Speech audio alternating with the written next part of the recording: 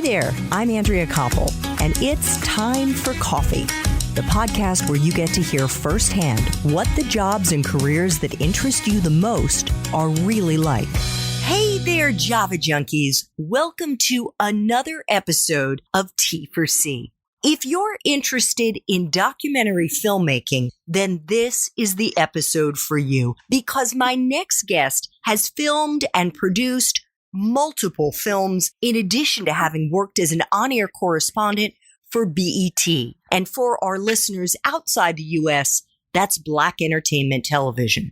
But before I introduce you to Samson Styles, I want to make sure you've signed up for the Java Junkies Journal. That's Time for Coffee's weekly newsletter that comes out on Mondays to give you an inside peek at the episodes and the professionals I'm going to be featuring that week. And I promise you, it is super easy to do. Just head over to the Time for Coffee website at time4coffee.org, and the sign-up box is right there.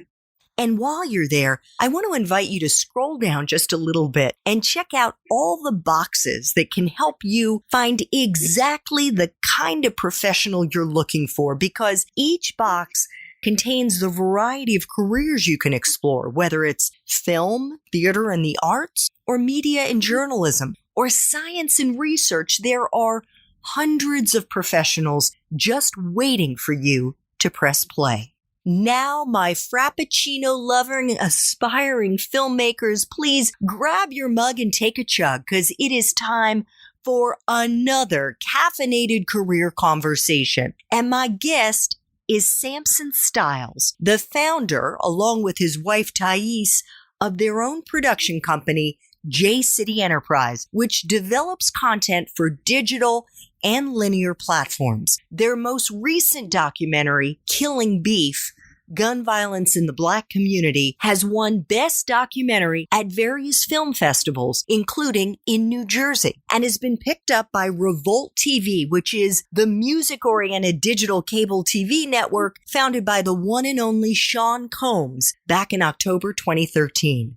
Samson has already written an autobiography entitled Will I Die Before 21, which is going to be coming out in the not too distant future. We'll make sure to include a link once we have it. And to give you a little preview of Samson's path to where he is today, he was born in the Brownsville neighborhood of Brooklyn, New York. And when he was only 12 years old, Samson was sentenced to 18 months in a juvenile detention center for robbery and truancy. After his release, Samson's focus shifted back to the streets, which ended up landing him in Fort Dix Federal Correctional Facility, where he spent 7 years of his young adult life. He was released in June 2004, so over 15 years ago, and shortly thereafter started filming his first documentary. With his unique perspective and authentic voice,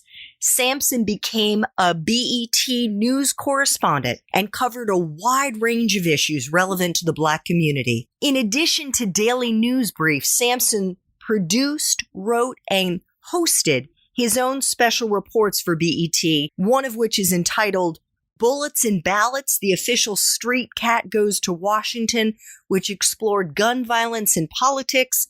Another one entitled 50 Shots, the official street cat takes on police brutality, which explored gun violence and police brutality in the Sean Bell case. And yet another, Locked Out, Ex-Cons and the Vote, in which Samson brought to light the disenfranchisement laws that keep 5.3 million Black Americans from voting. Samson received several awards from the New York Association of Black Journalists for investigative reporting, cultural and entertainment, and commentary. He was nominated in 2008 and 2009 by the NABJ for Best Investigative Report, and he participated in covering the inauguration of Barack Obama in 2008, which helped him and his team win the 2010 NAACP Image Award for Outstanding News Information.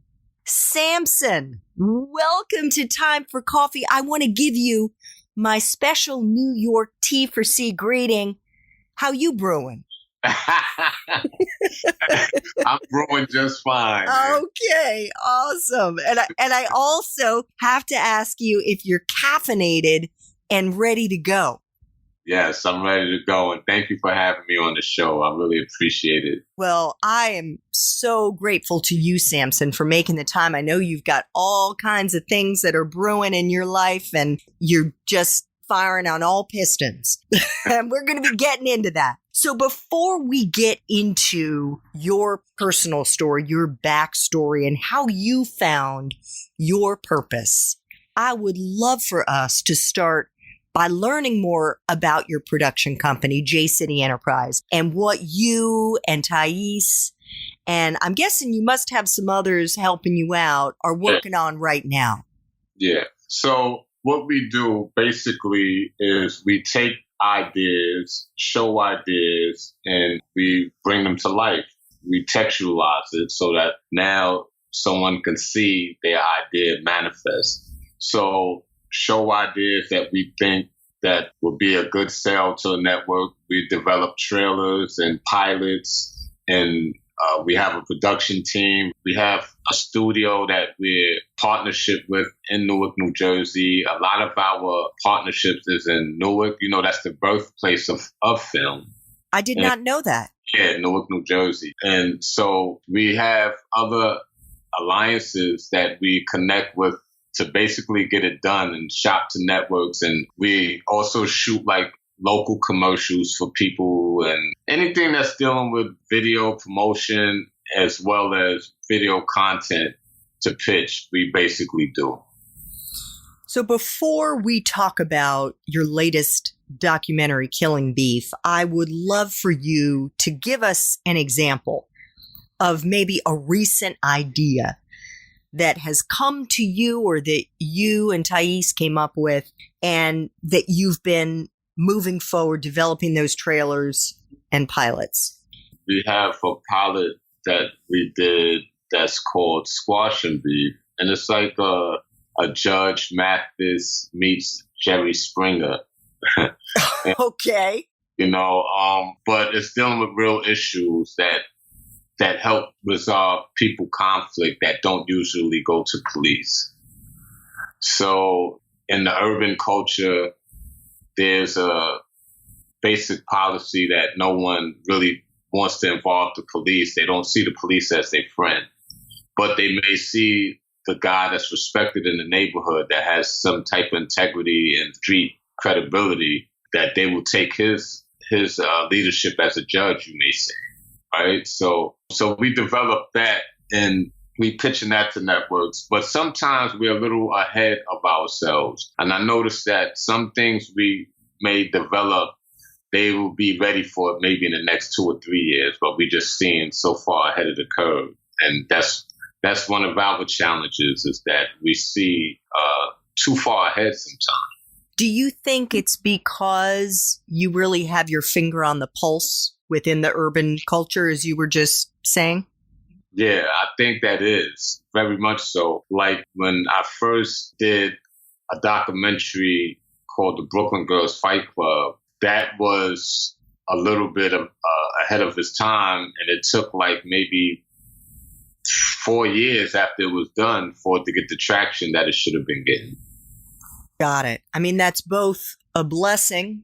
I mean, I can only see it as a positive that you are like that real in the kind of programming that you're trying to put out. Yeah. It could be challenging as well because, see, most people, they have a cookie cutter system, right? So they look at, okay, what's working now? Oh, can we get a show that's a little bit like this one? And it's like, you know, this one is that one. Like, you know, no, we have something new that's, you know, that stands in its own lane. But that's the thing that people sometimes don't want to take chances on. Yes. That's such a great metaphor for life. I mean, even outside of your business, you know, there are the people who are the sheep and they just kind of blindly follow whatever everyone else is doing. And then there are the leaders who are willing to take risks. Right. Right. So, Samson, take us into a typical day for you as an entrepreneur and a filmmaker. Well, a typical day now that school started is we have workshops that we developed around our last documentary, Killing Beef, which basically it trains the youth and also staff members that work with youth in underserved communities to help them understand and be able to better critically think when it comes to gun violence, the causes, effects, and solutions to gun violence. So we have a lot of schools lined up. So in the morning, basically, we contacting and scheduling appointments on when we're available to come and speak at their school or do a workshop, whatever package that they desire, which is still under the JayCity umbrella. And we developing, like right now, I have a licensing deal with Revolt, but I also have an option for a streaming deal. So now we had to re-edit one of the documentaries, Killing Beef, to be able to meet Netflix standards. So now I'm in the re-edit, which I've been doing a sound mix for few days now. So while I'm doing that, my wife Ty is running around taking care of a lot of other administrative things. So, and we have people outside that are also, like we have Jeff Billingsley, he's from Rutgers University, and he helps basically sets up a lot of our tours that we'll be doing in New Jersey. And then we have other partners in New York that's doing the same. So it's basically like it's a pretty small but well-oiled machine because everyone is already doing what they're doing anyway, but now they're just including JayCity in the mix. Nice. Nice. So the schools that you are going to speak at, are you talking about K through 12 or are you talking about higher education or both? No, it's really both because what we do is, see, you have a lot of teachers or staff members that work with, even counselors that works with underserved communities that don't really understand the mindset that propels them on a day-to-day or what they really going through. You may just hear individual problems, right? But what we do with our workshop is we basically give them a better, I'm not going to say like a general consensus, but it's pretty much a general outlook of the common mindset that exists within these communities that could be overlooked or could be taken for granted at times. And when they are more socially aware of the conditions that exist within these communities and to understand the mindset of the people that exist, not saying that we all one-dimensional, but we all have a foundation that we all can relate to that comes from these communities, right? Like we all heard gunshots in these communities that may not be prevalent in other communities. Kids know at the age of 5, 6 to duck when they hear gunshots. And, what this does to their psyche, right? People coming in that may not have had a meal, may not have had breakfast and just had a candy bar. So they may be a little, they may be a little hyper, but you may think he has ADHD, but he's not getting the proper nourishment at home. So we address all these problems and make them be able to identify with them when they see them, which will help them better critically think when it comes to them servicing this community. That makes sense. Yeah, absolutely it does. And as I was listening to you, Samson, I was thinking, and I find it very interesting that you began with the work that you're doing as an advocate, because I wasn't going to raise that until later in our interview. And I probably, no. I was just going to say, I probably should have framed that right out of the gate in the introduction, because you are a social activist in addition to being an entrepreneur and a filmmaker. And your mission in your films really is to educate the public and to try to affect social change. Correct. Yeah. And to galvanize people to make that change, because it's something as little like the last documentary, Killing Beef, people that seen it said, after watching this, it makes me want to do something. It makes me want to do something because we show how the communities are coming together, like from everyone from the police to the lawmakers to the average kid that's on the block have to come together to make this change. And even if they're not understanding or knowing that they actually coming together, right? So we show that in the film, and people that walk away from it, that is, their takeaway from it is that they want to do something to help.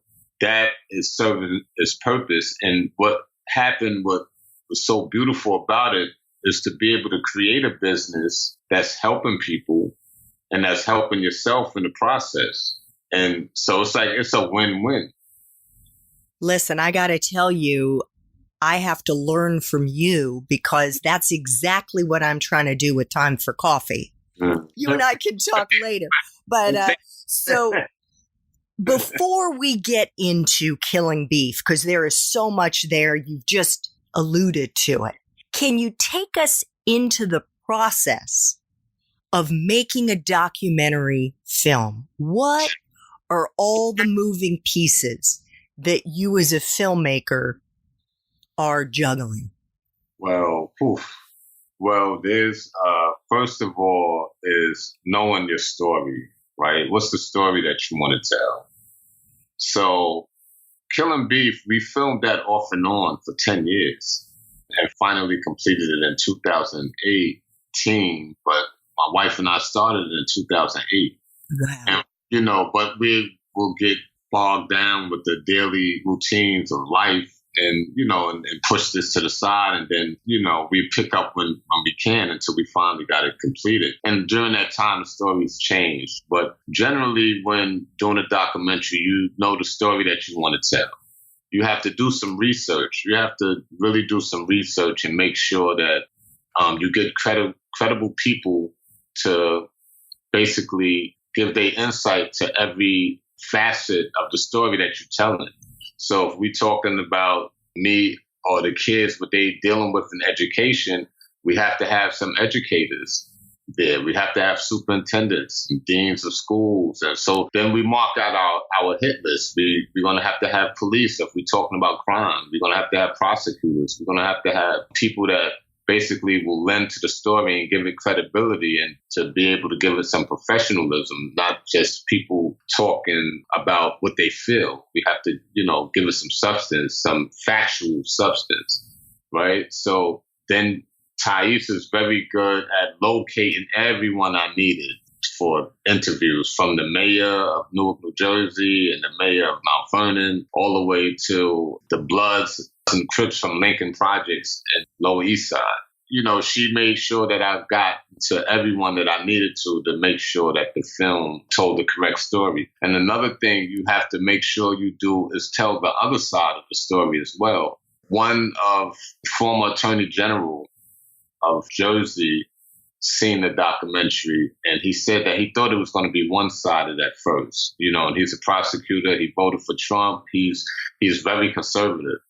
And he said after he seen the doc, he had to give the thumbs up because I answered his questions as well. So I was like, okay, so that means we did our job, right? Because you want to be able to think for the other people that may be opposing which your view, and you have to tell that side as well. So after you do all the interviews, right, you have to transcribe the interviews. So if you interviewing 20 people and you spoke to them for an hour, you have to transcribe now, 20 hours worth of interviews. Then you got to go through all the interviews and make sure that you tell the story now using what they're saying. So that's a process in itself. And then you write your script. So after you write your script, you done shot the interviews, you have to make sure that you get B-roll to go with the footage the interviews, so that it's just not a bunch of talking heads. You have to give some visual stimulation that goes with what they're saying. So, for instance, if someone is talking about in 1989, the police corruption at the 77th precinct was da-da-da-da-da, you have to be able to show that. right, while they talk. So then you pull in footage and you pull in still pictures and things to go with what the interviewer is saying or what the story is saying. And then I'm going through it briefly. Yes. So then after doing that, you basically have to start your editing. So you have your edits on paper first. It's a paper edit. So you have your storyline, you have your time codes, in and outs on what interview is what, saying what at what time, and then you start editing. You put that on your timeline, which is a whole nother process. So that's one way of doing a documentary, which is called, that's basically like a narrative. You may have voiceover to help narrate some of the story that maybe someone is missing, or maybe that something is missing. You do some voiceover to fill that in, to basically explain what's going on. That's one way of storytelling. And then you have verite documentaries, which we did with our first one, Brooklyn Girls Fight Club, which is that you follow the people and they actually tell the story. And that takes longer and it's harder to do. And there's no narrative, right? With the verite, there's no script. Right. I mean, you do a script afterwards. People say they don't, but you have to. You have to look at the footage and know and still splice it to have it make sense. But for the most part, you following individuals and letting them tell the story without any voiceover. You may have a card that displays that they may say, now Stephanie Curse went to prison for 2 years, and the card might pop up, and now it shows her friends getting ready to go visit her. So now you see that, what's going on like that. So there's different ways of doing it. And it depends. Verite can be easier sometimes if the person is a character and can tell the whole story just in following him for a week. And you're like, oh, wow, we got the story, the whole story, just following him. But then there's the thing of setting up cameras, making sure the sound is right. It's a lot of technical stuff that goes into it to make the quality what it's supposed to be. And now with these phones, what I learned, you had interviewed one of my mentors, Michael Rosenblum, right? Yes. Yeah, and I learned a lot from him too with the boot camp that he has, how to just use your iPhone. Yes. And get a lot of the work done that you need to get. So even in Killing Beef, some of the scenes, a lot of the B-roll is shot with an iPhone. Incredible. And I'll make sure to include a link to Michael's Time for Coffee episode in the show notes to this episode as well, so our listeners can check him out and learn more about the courses that Michael teaches. So let's get into Killing Beef. Why did you pick that topic? I picked that topic because I've been shot 5 times when I was involved in the streets. And one of the things that touched my heart growing up in the 80s in the crack era is normalizing murder. Like in my building that I grew up alone, I grew up in pink houses, projects, and in Brownsville. But in pink houses alone, just in my building that I grew up in, four close friends of mine passed away, got killed because of gun violence. That's 4 in one building. I was trying to count how many people I knew personally that have gotten killed. When I was in prison, I didn't have too much to do at that time. I said, let me mark down and write the names of everyone I know that gotten shot and killed. And Andrea, I stopped counting when I got to 100. I got to 100 and I just stopped. I could have kept going.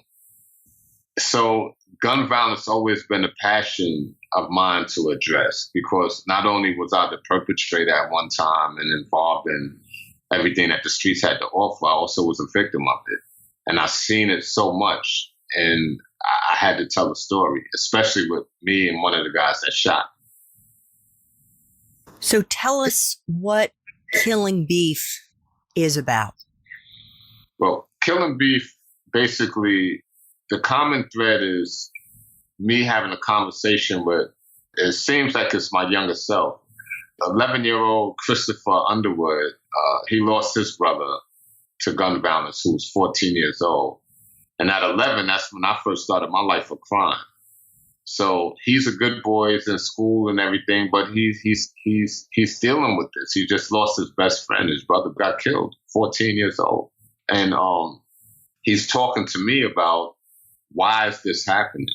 Why is our community so plagued with this gun violence? And through our conversation, we cover all the causes, effects, and solutions to gun violence, and using my story as well. So the common thread is me having a conversation with this young man.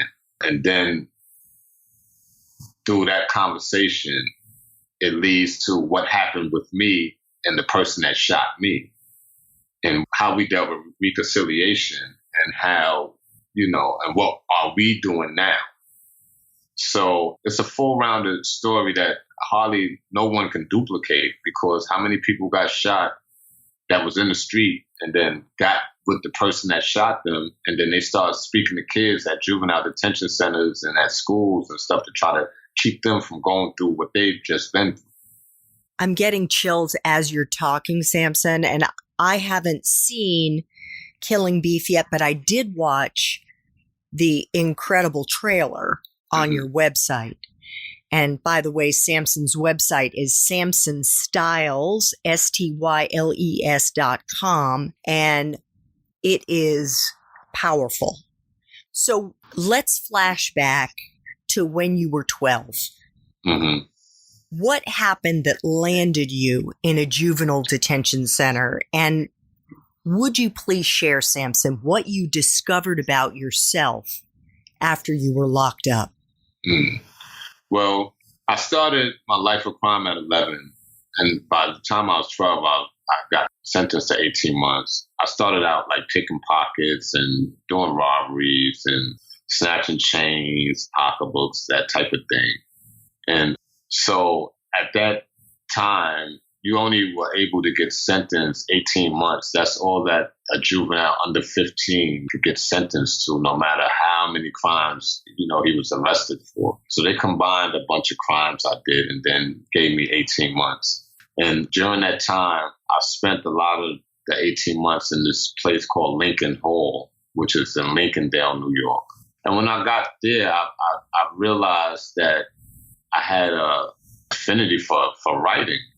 I used to write to my mother. I used to write to the little girls that I was trying to send letters to, and to get some response from, and to get them to send me pictures. And I had a way with words on paper, to the point that a lot of the other younger guys there that was with me in the detention center would come to me and ask me to write their girlfriend or somebody that they like a letter for them. And that became, and I was like the go-to person to write letters for people. And that's when I realized that I had a love for writing and a love for like basically telling a story on paper and just telling stories, period. So you were a 12 and 13-year-old Cupid.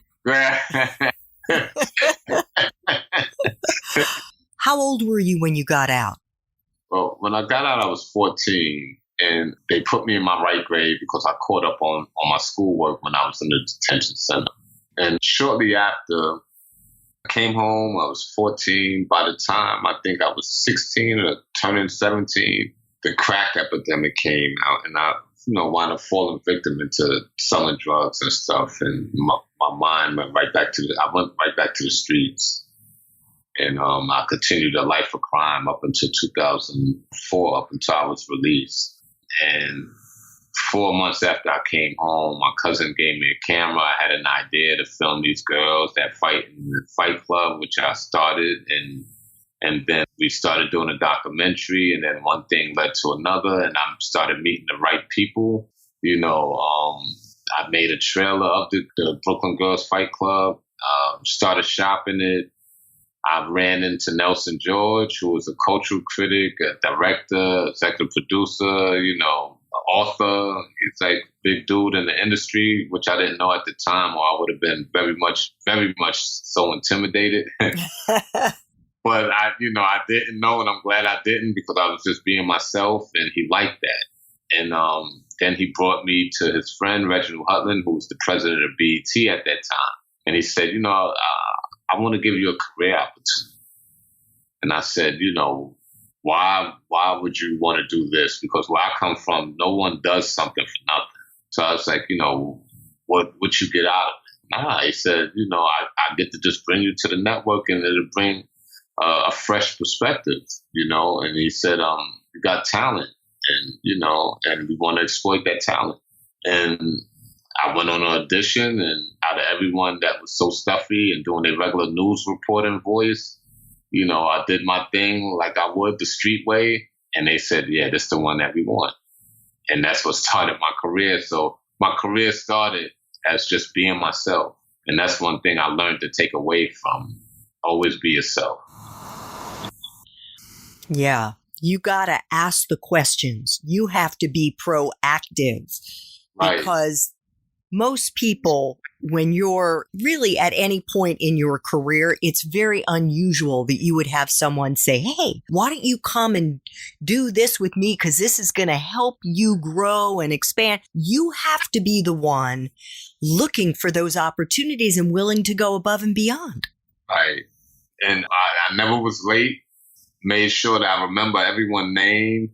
Made sure that I socialized with everyone. And with me, I had to make them feel safe, because off top, they know, here come this guy that Nelson George is bringing in that just came home from prison, that was a real street dude, and now they're trying to turn him into a legal reporter. So I had people that was hating on me too, that was like, who is this? I went to school for this amount of time. I'm not even on camera. That's their main, goal, is to get on front of the camera, be a correspondent, and here they bring this dude from the streets that just came in from prison. So I was getting a lot of that as well, and then I had to let people feel safe, to let them know that, I'm not the average street guy that you may look at on TV, or that you may think of, that did prison, and just if you say something wrong to me, I'm a snap. And nah, so I had to be very patient, and I had to take a lot that I normally, or other people normally wouldn't have. They would have walked away or been confrontational. I had to be more humble, actually, and show like, no, that's not going to break me, and no, I'm not going to snap. And I was getting tested often because of that, right? So it was a lot that I was dealing with, but I knew I had to maintain my composure at all times and just learn as much as I could, and to be proactive, as you stated before. So on that point, it may have been during your time at BET, it may have been another point, but could you share with us a time in your professional life when you really struggled? And the most important point here is how you persevered and a lesson that you may have learned in the process. So this is while I'm at BET or afterwards? It doesn't matter. Whenever you really felt like you were hitting a wall, or something happened that could have gone sideways, maybe did go sideways, but how you managed to right the ship and what you learned in the process. Well, I had plenty moments in my professional career where I hit walls that basically set me back or kept me from moving forward. And most of it was just because people didn't open up doors for me, or didn't think I was qualified because I wasn't in the club. Recently, once I left BET, or once they let me go because they said they couldn't afford my salary anymore, is that I hit a real tough spot financially, and my wife had lost her gig maybe 3 months prior. So we were going through strenuous times financially, and I was trying to get a job with a lot of places that, I was more than qualified for. I mean, I've been at BET for 10 years producing. You look at my IMDb, you see the shows and stuff I produced, but nobody would hire me. I couldn't get a job. So fortunately, my wife had landed something, and during that time, I said, okay, now I can really dig into getting this documentary completed, because we've been filming it off and on since 2008. And after I sat down for like 4 months straight and just was nothing on my mind but completing the documentary and then shopping it, is where I overcame that hurdle. And once Killing Beef, once that emerged, it was like my career was rejuvenated with a little extra behind it, because now I developed workshops and I'm in a whole nother field, like with the schools as being a vendor, than I wasn't before. So the thing was to keep pushing, and I couldn't stop pushing because unfortunately which wound up being fortunate, that I am in a situation that I have to push through, and I have to do it regardless if someone is going to hire me or not. So what I learned from that is, don't rely on other people. Rely on yourself. And if you have a higher power, which I do, believe and keep pushing through, because sooner or later it's going to break for you. It's going to break open for you. The doors are going to open for you. But you have to go through that pain and that struggle before you get there. You're going to want to quit. You're going to want to give up. And you can't do that. And for the people that do have people to back them, like your parents, or, you have a safety net, don't use it. Don't use the safety net, because it's going to cripple you. So you have to just keep pushing as if you don't have a safety net. And then it'll happen for you.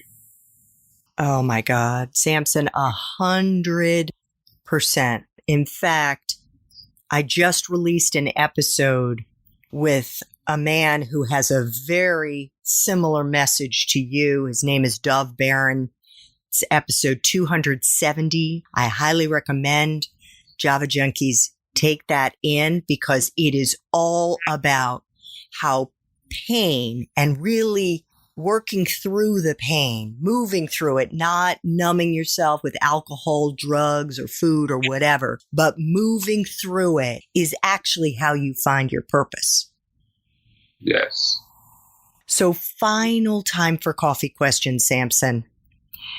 And I usually ask my guests who've gone to college if they could go back and do it all over again, blah, blah, blah. But based on your wisdom and the experience that you've had in your life, what advice would you give your 18-year-old self if you could go back and do it all over again based on the wisdom that you have now?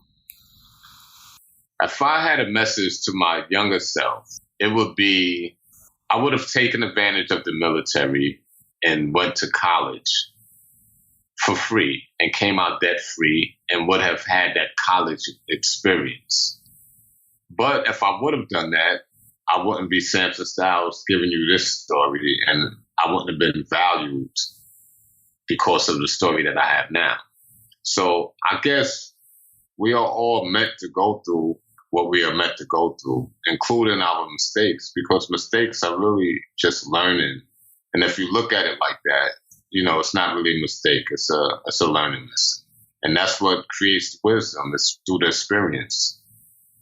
Samson's new book, which will be coming out at some point, either in 2019 or 2020, is entitled Will I Die Before 21? We will make sure to update the show notes and put that in there if it hasn't come out when this episode drops. His latest documentary, Killing Beef, Gun Violence in the Black Community, is on Revolt TV, and hopefully will be on Netflix soon, right? Yeah, hopefully. Yep. Okay. It's definitely on one of these major streaming services. I have no doubt. And his conflict resolution workshop has been adopted by Rutgers University's Center for Gun Violence Research. His website is samsonstyles.com. Samson, I want to thank you so much. Thank you for having me, Andrea. And I hope that this touches someone, Well, what I want to say before you say that, because I have my standard way of saying goodbye, which is I want to thank you so much for making time for coffee today, for brewing it up with me. Are you still in Brooklyn or are you in Jersey? No, I'm in Jersey. I'm in Hackensack. Okay. Well, from Hackensack, because what you are doing is so important. And now the work that you're doing as a documentarian and as an advocate is just remarkable. And it has been my pleasure to have the opportunity to showcase what you're doing. Thank you so much. Thank you. Thank you. You really made my day. Thanks so much for listening to Time for Coffee, where the professionals in the jobs that most interest you always have time to grab coffee 24/7, no matter where you live. I have one quick favor to ask you. Remember to rate, review, and subscribe to Time for Coffee. Thanks so much.